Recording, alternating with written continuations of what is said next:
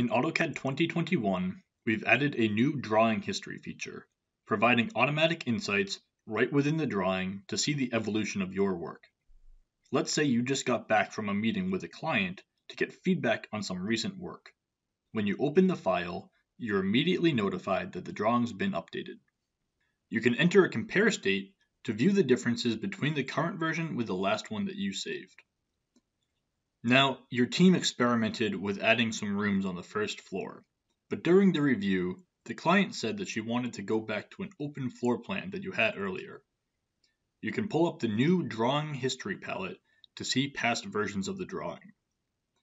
From this palette, you can filter previous versions by who saved them. You can also filter by when the drawing was saved. This looks like the right plan. From the History palette, you can choose to compare this past version with the current drawing. You'll see the open floor plan from the previous version represented in red. Let's turn off visibility for the previous version so you can select the new geometry and erase it. When you turn the previous version back on, it will show the open floor plan.